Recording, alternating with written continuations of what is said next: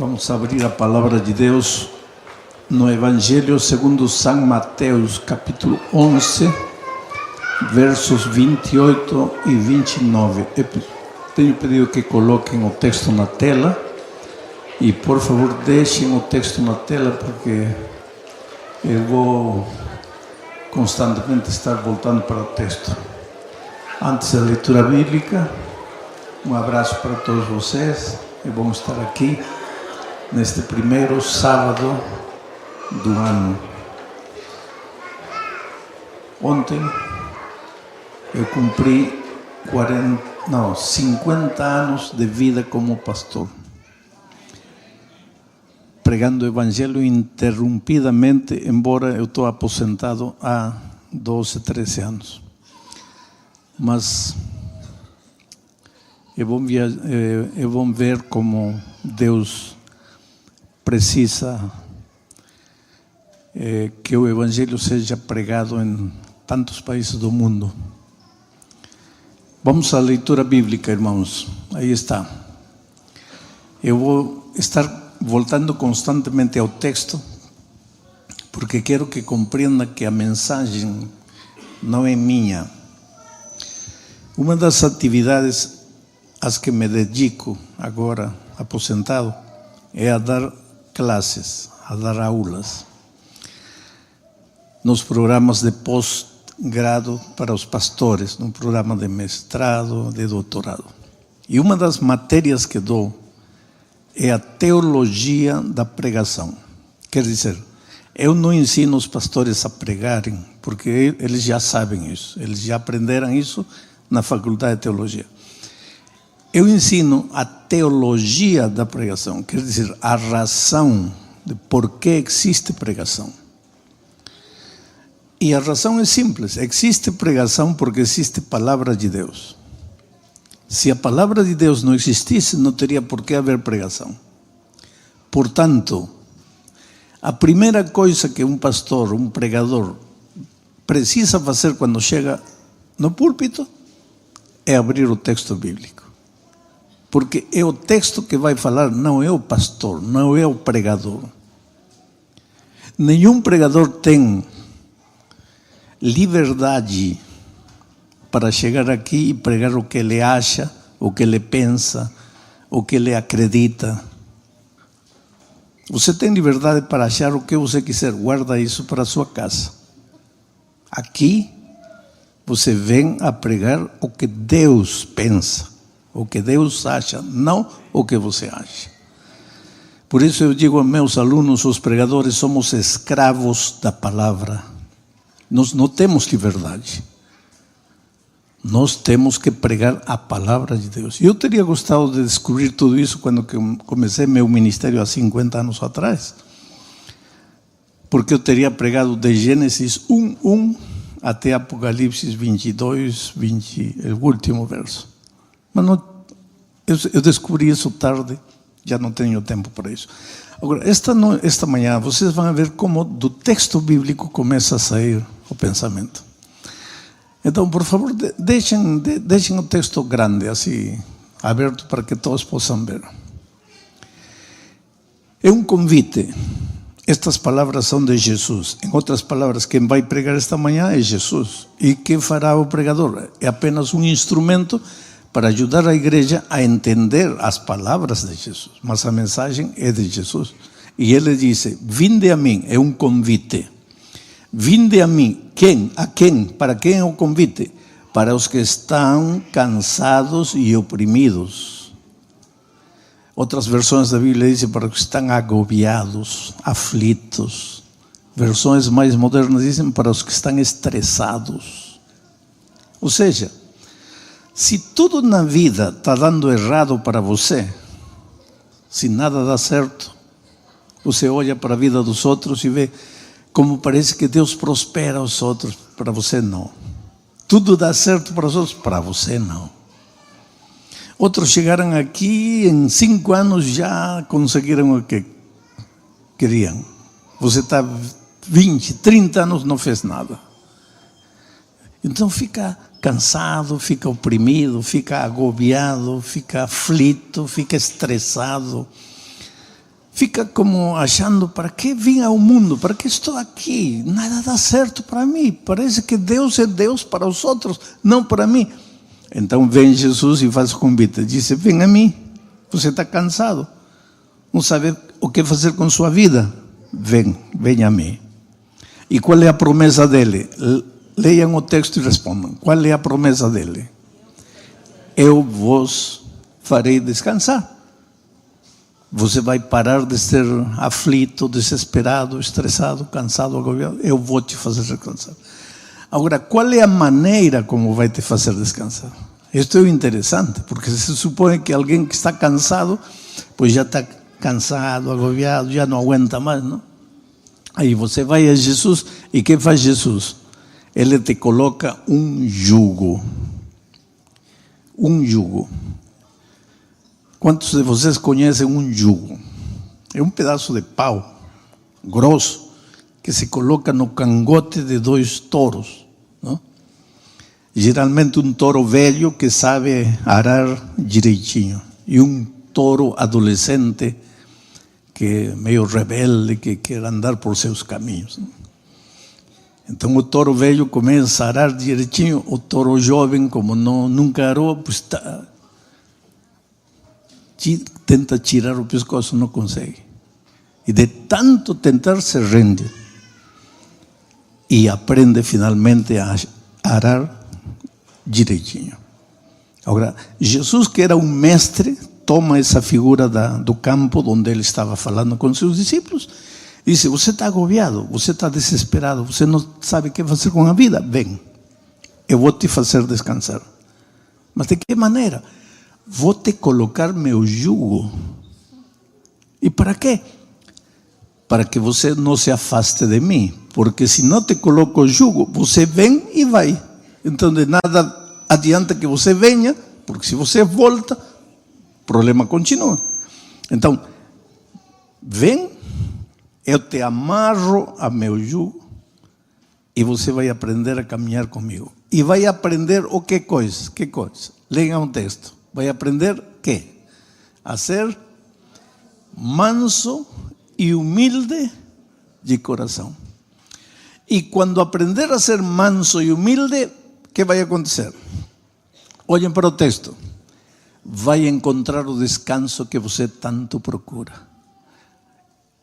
Em resumo, o problema deste povo que está desesperado, angustiado, aflito, o problema deles é que não são mansos e humildes. E porque não são mansos nem humildes, vivem cheios de problemas. Agora, uma pessoa que não é mansa é o quê? Brava, furiosa, estupim curto, estoura por qualquer coisa, se relaciona mal. E uma pessoa que não é humilde é o quê? Orgulhosa, soberba, prepotente, acha que só ela tem a razão. E porque não é mansa nem é humilde, se mete em problemas. Se estressa, se cansa, vive agobiado, aflito, achando que nesta vida não há lugar para ela, que tudo dá certo para os outros, menos para você. E o dia que aprender a ser manso e humilde, se acabarão seus problemas. Agora, isto, que é bíblico, combina com aquilo que os estudiosos do comportamento humano dizem. Porque hoje há ciência para tudo. E há uma ciência que estuda o comportamento humano. Tenta explicar por que o ser humano é como é. E essa ciência do comportamento humano diz que, e você vai se assustar com isto, 99% dos problemas que você enfrenta na vida, e não importa na área financeira, na área profissional, na área pessoal, familiar, laboral, 99% dos problemas que você enfrenta na vida tem origem no seu caráter, na sua personalidade. É mais do que temperamento, é caráter, é o que você é. Quer dizer que se neste momento, por um milagre, seu caráter fosse transformado, quanto por cento de seus problemas acabariam? 99%. Quanto ficava? 1. Esse já não era problema. Tudo estaria resolvido na tua vida. No relacionamento com a esposa, com o esposo, com o filho, com o pai, com o pastor, com o ancião, com o chefe, com o patrão, com o empregado. Tudo estaria resolvido se teu caráter mudasse. Outro dia uma senhora disse, não, pastor, eu respeito muito o que o senhor fala, mas neste ponto o senhor está errado. Por quê? Porque o meu problema não é caráter, pastor. Eu sou gente fina. Todos gostam de mim, pastor. Meu problema não é caráter, meu problema é dinheiro. Devo 3 cartões de crédito. Então, para pagar, me emprestei de uma irmã. Agora devo os 3 cartões e devo a irmã. Para pagar a ela, me emprestei da outra. Agora devo ela e devo os 3 cartões. Isso não tem nada a ver com caráter, pastor. Porque se meu caráter fosse feio, quem me emprestaria dinheiro? É que eu sou gente fina, todos gostam de mim, pastor. Meu problema não é caráter, é dinheiro. Isso que você acha? Você vou te provar esta manhã que teu problema não é dinheiro, é caráter.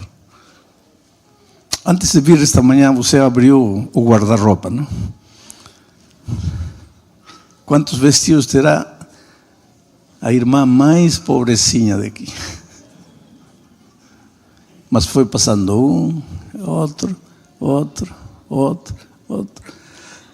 Aí respirou fundo, não? Ai, não tenho roupa.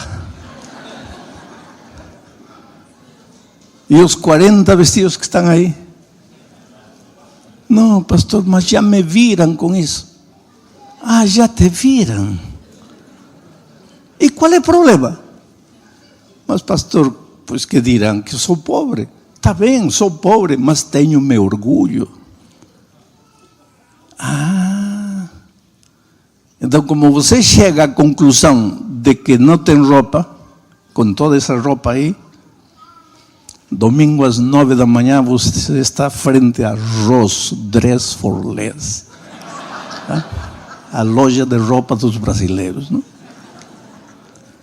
E estes da Ross sabem fazer, porque colocam uma etiqueta. Preço original, $130. Preço Ross, $7,99. Pronto, você enlouquece. Não posso perder esta oferta. Por que não? Porque está barato demais. Tá bom. Só $7,99. Só que você não tem os $7,99.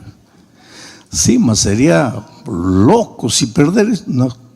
Tá bom, mas você não tem os $7,99. Mas tem o cartãozinho, porque você já tirou o quarto, porque os outros 3 já estão bloqueados, né? Tirou o quarto. Então é 7 aqui, 4 lá, 3 lá, 2 lá, 20 lá, e quando chega a conta no final do mês. E aí, meu problema não é caráter, pastor, meu problema é dinheiro. Que dinheiro?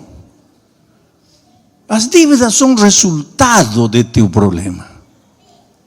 Teu problema é outro. É o que você... O desejo de aparentar o que você não é. De querer que os outros vejam o que não é. O interessante é que quando nós saímos das mãos de Deus, nosso caráter era manso e humilde. Porque quem faz o convite? Vinde a mim os que estáis cansados, aprendei de mim que sou manso e humilde. Quem faz esse convite? Jesus. E quem é Jesus? Deus. O caráter de Deus é manso e humilde. E nós, quando saímos das mãos do Criador, éramos mansos e humildes. Só que enquanto estávamos em comunhão com Deus, enquanto vivíamos aqui, éramos mansos e humildes. Vocês viram Adão e Eva brigando antes de entrar do pecado? Não. Por quê? Porque o caráter deles era manso e humilde. Como duas pessoas mansas vão brigar? Em Brasil temos um ditado que diz: quando um não quer, dois não brigam. Para haver briga, os dois têm que querer. O problema é o caráter. Mas aí veio o pecado. E o que é pecado? Não é apenas transgressão da lei. Em primeiro lugar, pecado é afastar-se de Deus. E no momento em que você se afasta de Deus, o caráter de Deus começa a se desfigurar em você. E quanto mais se distancia dele, mais se desfigura. E mais se distancia, mais se desfigura. O manso começa a deixar de ser manso e começa a virar bravo, furioso, estupim curto. E o humilde, orgulhoso, prepotente, soberbo. E aí aparecem os problemas. Agora, o interessante é que desde que nós nascemos, todos viemos a este mundo trazendo um touro bravo dentro de nós. Todos nós, todos. Começando com eu, passando pelo pastor Tavares. Todos chegamos ao mundo trazendo um touro bravo. Em teologia se chama esse touro bravo natureza pecaminosa. Todos nós. Esse touro, quando tudo sai como você quer, o touro está quietinho, dormindo. Para que vai te incomodar se tudo está saindo como você quer? Aí o touro quietinho, dormindo. Mas quando as coisas não saem como você quer, aí o touro começa a acordar. E quando acorda, sai de baixo. Você já viu um touro bravo pronto para a briga? Quando está normal, olha assim. Quando está bravo, levanta os olhos assim. E raspa a pata no chão, não? Sai correndo. Esse touro é capaz de fazer. E a tristeza nossa é que desde que nascemos, todos chegamos a este mundo trazendo esse touro bravo. Todos os homens, menos as irmãs. Tão lindas aí com trazer um touro. Em todo caso, trazer uma vaca brava. Acontece que um dia o touro casa com a vaca. E aí? Aí, pois, na lua de mel tudo é lindo, maravilhoso. Beijinho para aqui, beijinho para lá. E depois de um tempo, minha esposa e eu ontem cumprimos 49 anos de casados. Imagina a paciência dos dois. Porque eu vim trazendo o touro bravo. E ela, a vaca brava. Essa é a vida. Volto a repetir, quando a lua de mel, tudo bonito. E depois... Vocês já viram que as brigas começam por as coisas mais tontas em casa? Porque deixou a cortina aberta, porque não fechou a geladeira, porque fez isso, não pagou a conta, esqueceu isso. E aí começa a esquentar a briga, não? A discussão. E de repente o touro acorda, a vaca acorda e já estão por uma tonteria, literalmente agora já estão em posição de guerra, não? E às vezes em esse momento de raiva você diz: maldita hora que te conheci. Calma aí. Como maldita hora porque te conheci? Você vai falar isso? Obrigado, desculpa. Muito obrigado. Maldita hora que te conheci. A mãe dos teus filhos, a esposa, a companheira de tua vida. Maldita hora de conhecer. Não, pastor, Porque não fui eu. Claro que não foi você, querido. Foi o touro. Você nunca faria isso.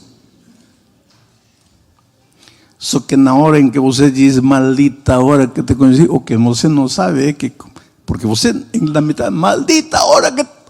Ai, não, desculpa, por favor, não quis falar isso. Claro que não quis. Só que nessa hora, você pegou como se fosse uma faca, assim, de abaixo, de cima para baixo. Zzz. Desculpa. Não, querido. Agora o sangue está saindo. Agora tem que correr no hospital. Mertiolate. Desses que ardem. 120 pontos. Antibiótico. Aí volta para casa. Um mês sem se mexer, lógico, 120 pontos. Aí volta para o hospital. Mais antibióticos. Tira os 120 pontos. E assim mesmo fica uma cicatriz para o resto da vida.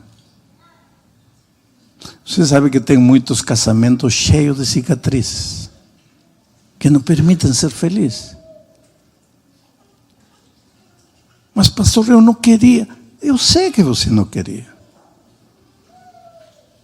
Outro dia um velhinho, quando estava saindo da igreja, chegou perto de mim e disse assim, ai pastor, eu sou esse touro bravo, tenho falado tanta coisa feia para minha velha.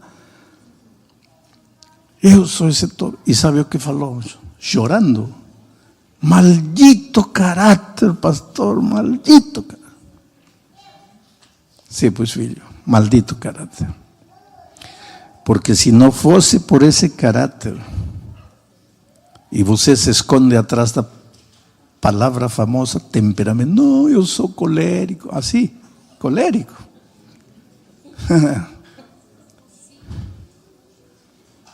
São nomes bonitos que inventamos para disfarçar o que somos.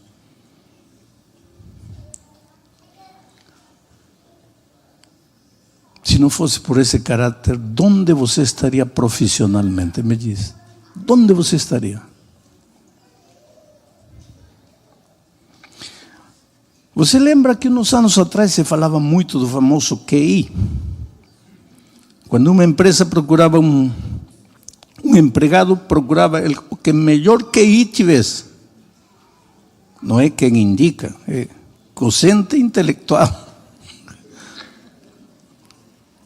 Hoje, isso já passou para a história. Hoje, as empresas procuram o empregado, a empregada, que melhor inteligência emocional tenha.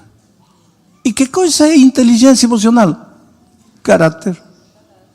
Caráter. Hoje, se uma grande empresa tiver 2 candidatos, um com títulos, mestrado, doutorado, 2, 3 doutorados, 4, 5 línguas, profissionalmente excepcional, só tem uma vaga. E este homem com todas essas qualificações. E deste outro lado aqui, um que não tem nem a metade das qualificações do outro. Porém tem um caráter que facilita o relacionamento. Hoje as empresas vão preferir a este e não a este. Então, quando não preferem a este, o que este vai falar? Ai, para que nasci? Ninguém gosta de mim, ninguém me aceita. Caráter. E o diabo sabia disso. Por isso, quando o pecado entrou, o diabo fez o seguinte: vou desfigurar o caráter de Deus no ser humano. E depois, não preciso fazer mais nada. Ele sozinho vai se destruir. E efetivamente, nosso caráter é nosso pior inimigo, querido. Não conseguimos controlar. Eu encontro gente que diz, ai pastor, ninguém me compreende, ninguém me aceita, eu não sei para que vim a este mundo, ninguém gosta de mim. Só que essas pessoas esquecem que a vida é como um espelho. Você quer um sorriso de manhã? Pois vai no espelho e sorri. O espelho vai te devolver o sorriso. Você quer uma ameaça de manhã? Pois vai no espelho, levanta a mão e o espelho vai te devolver. Dá um chute no espelho, vai se reventar o pé. Quero um exemplo. Este meio-dia você está voltando para casa, quando está caminhando, vê alguém que você nunca viu caminhando em direção contrária, e você fala: bom dia, Senhor, ou boa tarde, Senhor. E percebe a atitude dele. Ele estava indiferente. Boa tarde, Senhor. Oh, desculpa, boa tarde. Porque a vida te devolve o que você dá. Então, quando você diz, ninguém me aceita, o que você está querendo dizer? Quando você diz, ninguém gosta de mim, o que você está querendo dizer? O problema é que você chega a um lugar e já começa a colocar um rótulo aqui na cabeça. Fofoqueiro, invejoso, mau caráter, impontual. E você, a santa vítima, não? Perfeita, que chegou a este mundo para sofrer.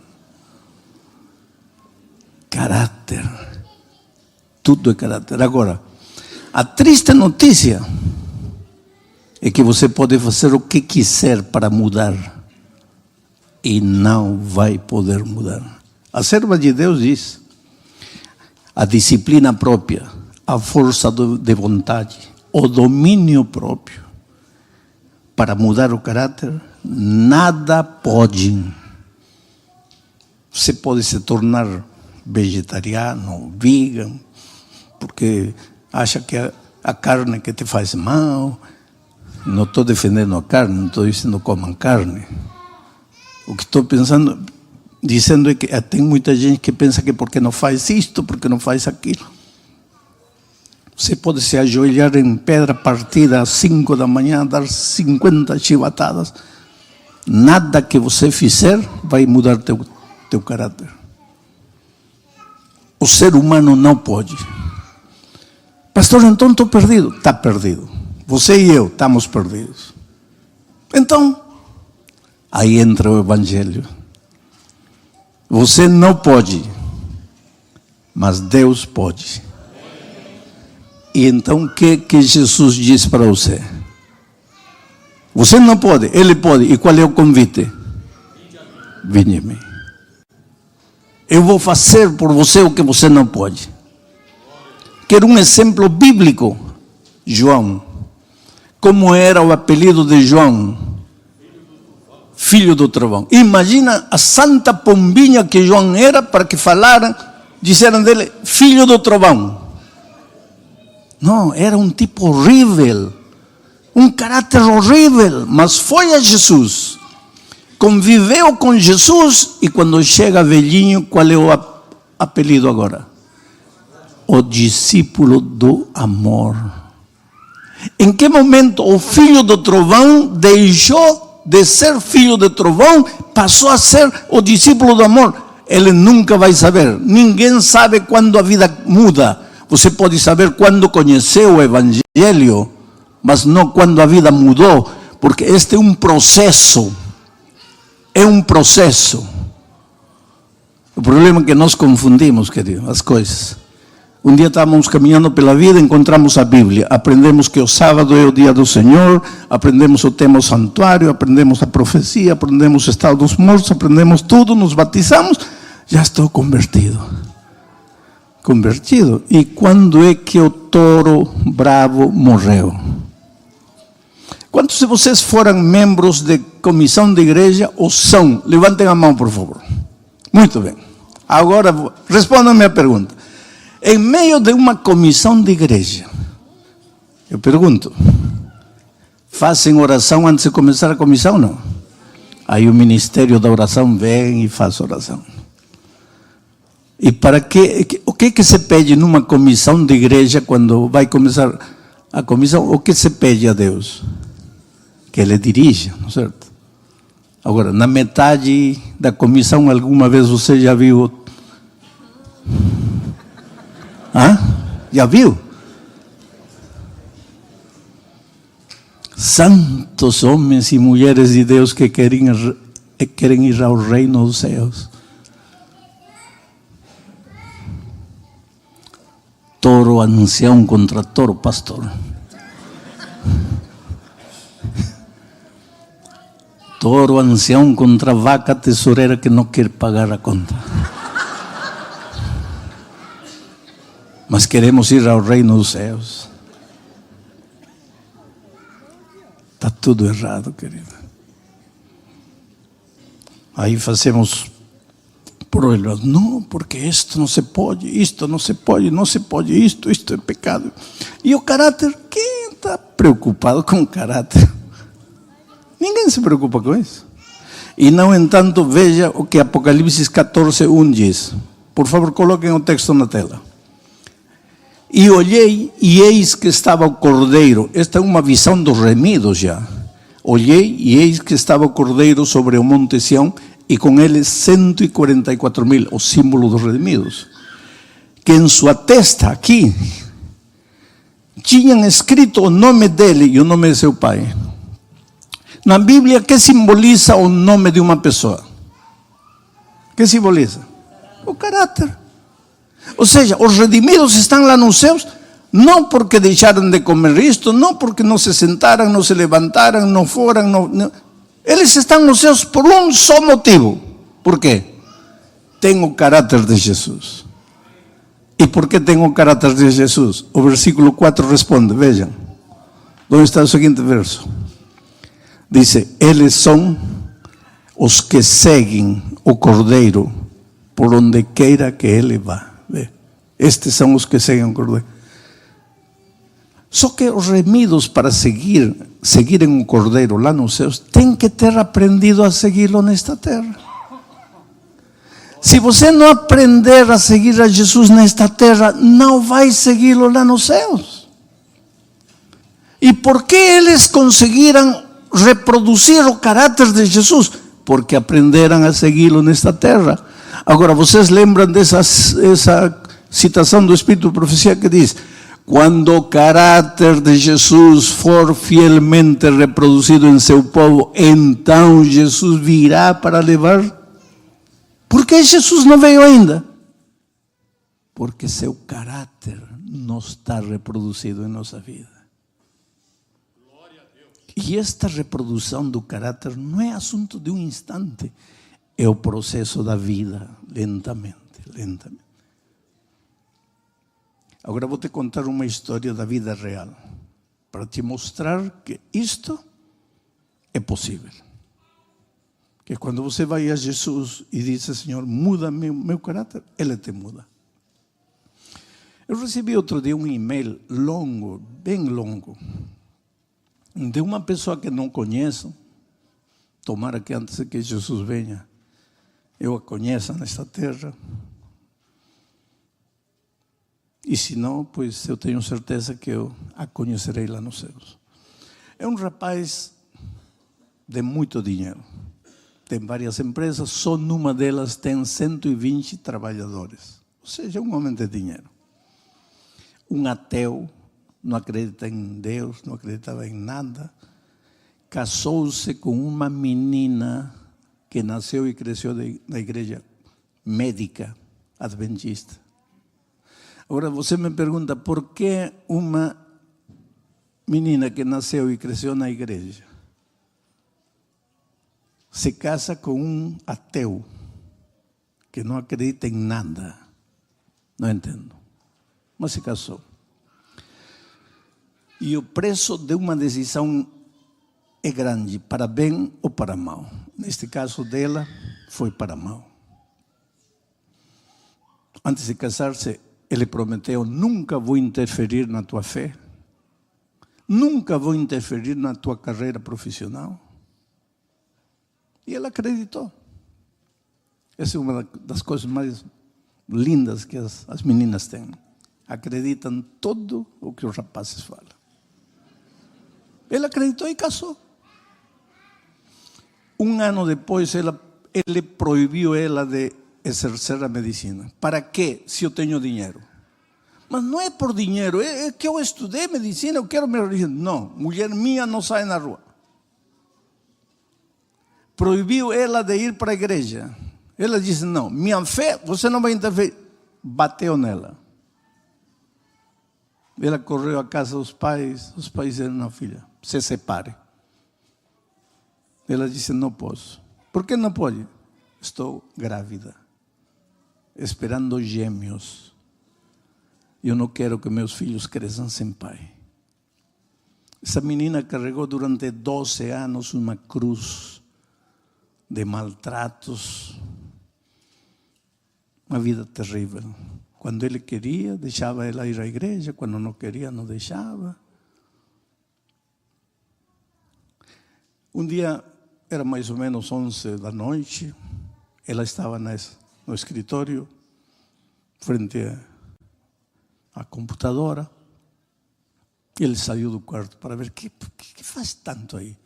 E foi sigilosamente por trás e viu ela ouvindo, assistindo na computadora uma mensagem minha. Ele pegou a computadora, tirou no chão, fez pedacinhos, foi em cima dela, agrediu ela.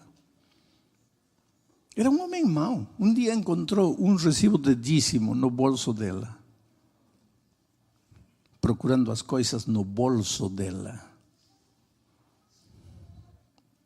Eu acho que nenhum marido tem direito de mexer no bolso da esposa, a não ser que ela dê o permisso. Não, que intimidade, não, senhor.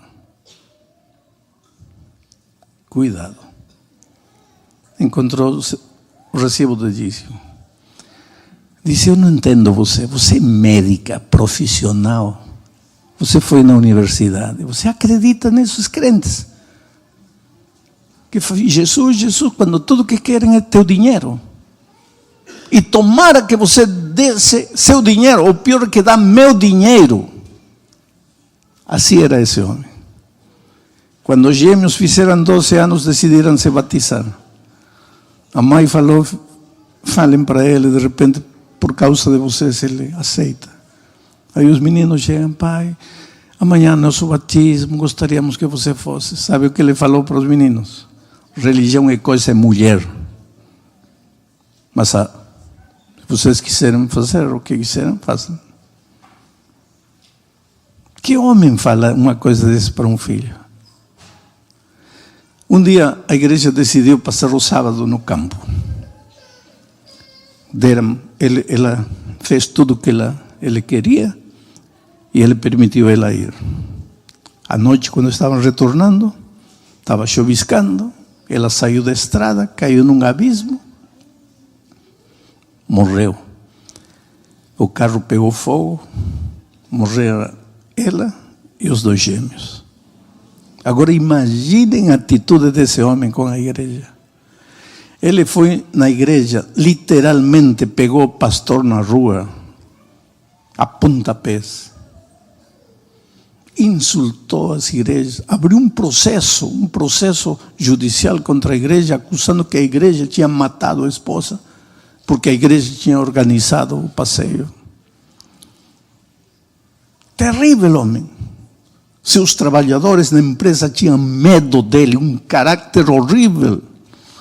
Quantas vezes ele demitiu gente que chorando disse, olha, Senhor, por favor, eu preciso do trabalho, eu errei, eu peço perdão, me ajuda. Nada, implacável. Agora entrou num estado de inércia, já não lhe importava nada, se tornou mais amargo, mais agressivo com os trabalhadores. Um dia se sentiu mal, levaram para o médico, saíram os resultados. E o médico disse, olha, você tem um câncer, mas não é um câncer de agora, você está com esse problema há muito tempo. Você nunca foi ao médico, está aí. Seu câncer está espalhado pelo corpo todo. Para que eu vou te enganar? Vamos a te dar algumas coisas para aliviar tua dor, teu mal-estar, mas arrume sua vida, porque você não tem muito tempo de vida. Deixou de ir na empresa. 3 semanas ficou em casa. na solidão. Esposa, filhos mortos. Ele condenado à morte. Na solidão começou a lembrar. Você sabe que às vezes as lembranças são impiedosas. As lembranças chegam à tua vida trazendo teus erros, tuas decisões erradas. Uma dessas noites, ele lembrou o dia que bateu na esposa porque estava na computadora. Abriu a computadora, me começou a procurar e me achou. E começou a ouvir. A raiz disso, me escreveu o e-mail. Disse: pastor, eu ouvi a pregação toda. Por primeira vez ouvi uma pregação inteira e caí de joelhos. Levantei os olhos aos céus e disse: Senhor, por que não chegou isto a mim antes?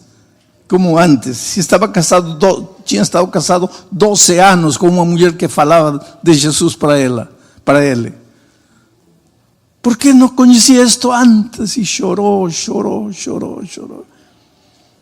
Adormeceu.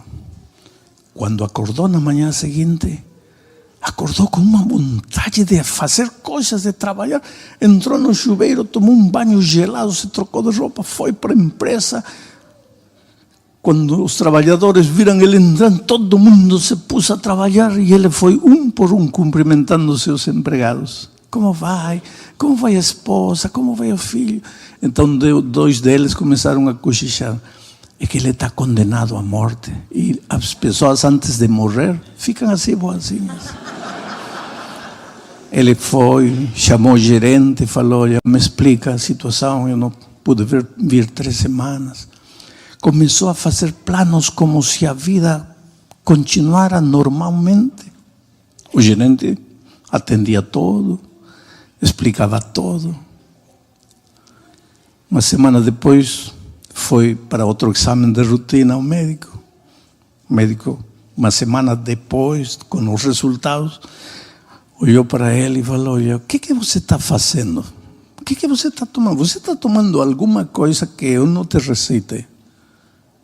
Falou: não, senhor, não estou tomando nada. Não, se você quiser que eu te ajude, tem que ser honesto comigo. O que está tomando? Doutor, eu não estou tomando nem o que o senhor me receitou. Para quê? Eu vou morrer. Eu quero morrer. Eu não quero viver. Para que viver? Minha esposa está morta, meus filhos estão mortos. Eu não quero viver. Então, eu vou te dar outros exames. Mas o que acontece? Não, eu não vou te falar. Estou pior. Não vou te falar. Me traz o resultado destes novos exames. 10 dias depois ele voltou. E o médico disse: de fato, algo está errado com você. Mas estou pior. Não. Mas algo está errado com você. O que você está fazendo? Não estou fazendo nada. Então vou te mandar com outro especialista. Quero outros exames. E assim foi para outro especialista. Esse novo doutor, quando recebeu os exames, olhou e disse para ele: você nunca teve câncer. Mas e os exames anteriores? Ou são de outro? Ou então Deus fez um milagre, porque você está são. O consultório desse doutor ficava frente ao mar. Ele atravessou a rua, chegou no mar, se ajoelhou, a água até o peito. E levantando os olhos para o céu, disse: Senhor, o que você quer comigo? Se alguém merecia viver, era minha esposa e meus filhos, não eu. Por que você me curou? O que você quer comigo? Eu quero morrer. Minha vida não tem sentido. E ele me diz que não ouviu uma voz, mas no coração sentiu como uma convicção que lhe dizia: você acha que tua vida não tem sentido, mas eu tenho um plano especial para você. Já passaram 2 anos de quando me tinha escrito o e-mail. Ele disse: pastor, no sábado eu fui na igreja. Quando o pastor me viu, se assustou. Eu falei: calma, pastor, eu não vou fazer nada. eu quero que o Senhor me batize. Como batize? Contou a história. E o pastor o batizou. Antes de ser batizado, chamou ao gerente financeiro e falou: faz um levantamento de tudo que tenho. Vou entregar 10% de tudo para Deus. O gerente falou: o senhor está seguro? É muito dinheiro. Tudo é de Deus. Só agora entendi. Só agora entendi por que minha esposa devolvia a Deus o sagrado dízimo. Devolveu o dízimo. Ele me disse: pastor, no último ano, eu fiz o levantamento. Minha empresa cresceu em um ano 3 vezes. Tirei o lucro da metade. A metade do lucro distribuí entre meus trabalhadores, porque eu quis, não porque eles têm direito. Hoje eu não tenho empregados, eu tenho uma família, uma grande família. E pastor, o mais bonito de todo, quase 20 empregados meus já vieram e se batizaram na igreja. Só porque viram o milagre que Deus fez na minha vida. Não o milagre de ter me curado, mas o milagre de ter me transformado. Você não tem ideia de aonde Deus pode levar você. Mas em primeiro lugar você tem que reconhecer que teu problema é o caráter. Porque se você não reconhecer isso, então, se eu não reconhecer que estou com gripe, nunca vou tomar o remédio para a gripe, então vou morrer de pneumonia. Se você não reconhecer, enquanto você justificar as coisas, enquanto você buscar o culpado de seus problemas numa terceira pessoa, não tem solução. Tem que aceitar que o problema está dentro de você. E que você não pode, mas que Deus pode. Então vá a Ele. Entregue-se a Ele. Peça que Ele transforme você e Ele o fará. Glória a Deus. Por isso eu vou pedir a Nayara que venha para cantar.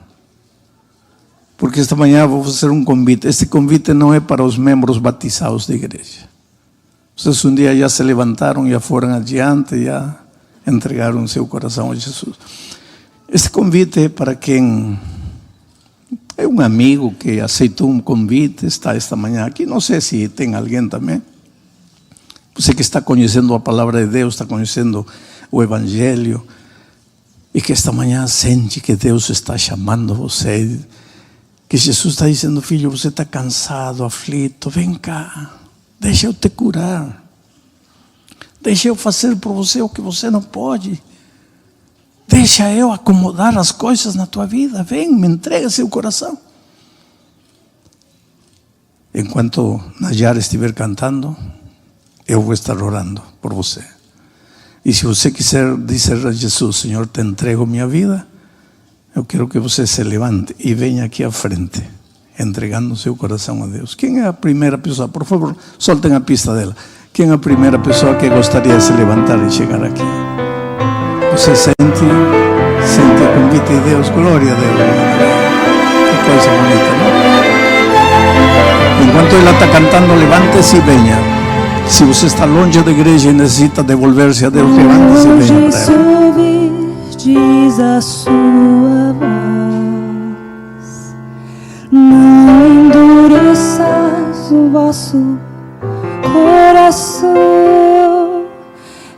Essas são palavras do Espírito de Deus, que outra vez você ouviu. Não resista mais ao convite. Nos braços de Jesus cabemos todos nós. Ele nos restaura com o toque de sua mão. E qual será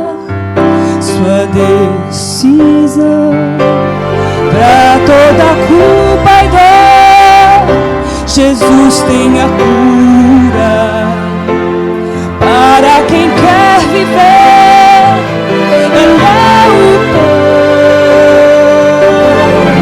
Para qualquer sofrer da alma, Ele traz a paz. Para quem nada tem, Ele tudo é.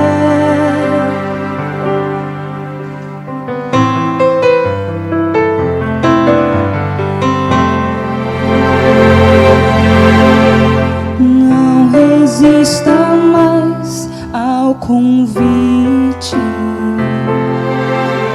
Nos braços de Jesus cabemos todos nós. Ele nos restaura com o toque de sua mão. Mas qual será sua decisão? Pra toda culpa e dor, Jesus tem a cura. Para quem quer viver, Ele é o pão. Pra qualquer sofrer da alma, Ele traz a paz. Pra quem nada tem, Ele tudo é. Pra toda culpa e dor, Jesus tem a cura. Para quem quer viver, Ele é o pão. Pra qualquer sofrer da alma, Ele é a paz.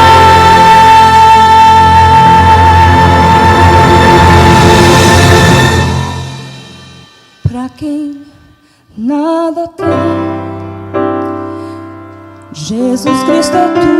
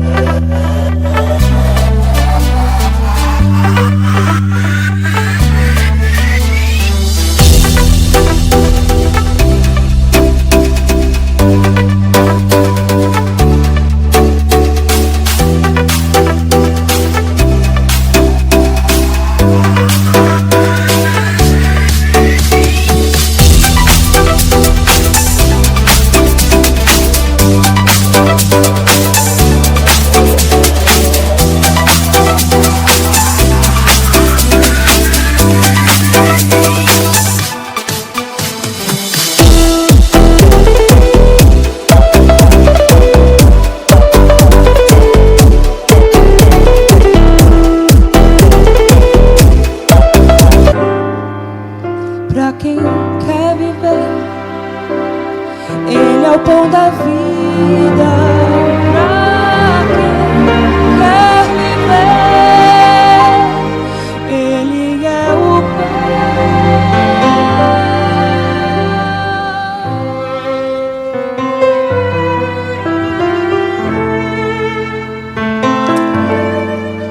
Que lindas decisões. Cheguem mais perto aqui, por favor.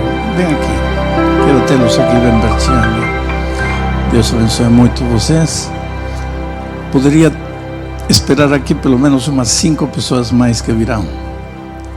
Pessoas que estão sentindo a voz de Deus trabalhando no seu coração. Deus pode te chamar, te trazer pela força, jamais. Você vai ter que querer. você vai ter que dizer sim. De repente você já foi membro da igreja. Por essas coisas da vida, hoje está longe de Deus, longe da igreja. E precisa devolver-se a Deus. Quem é você? Onde está você? Posso te esperar aqui? Posso te esperar? Posso fazer a oração por eles? Está seguro que você não virá? Onde está você? Quem é você? Alguma coisa me diz que você está lutando com a voz do Espírito Santo.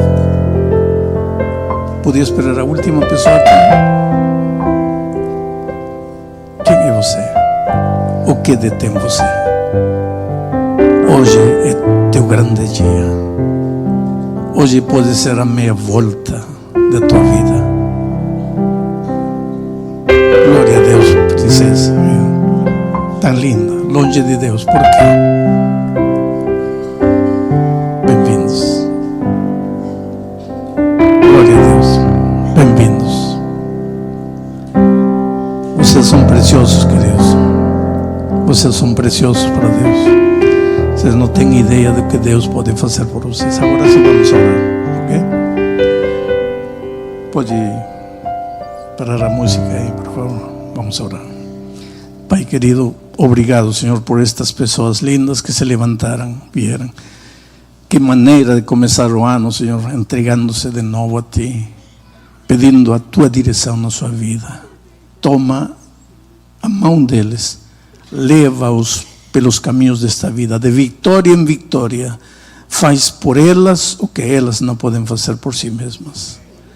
E quando Cristo voltar, dá-me a alegria de abraçá-los vitoriosos lá no reino dos céus. Cuida-os até aquele dia, em nome de Jesus. Amém. Agora vou pedir à igreja, querem vir abraçar estas pessoas aqui? Abraçá-las, dizer que vão orar por elas, que vão estar ao lado delas, ajudá-las. Mesmo você não conhecendo, venha e abrace a essas pessoas. Que Deus abençoe a sua igreja esta manhã.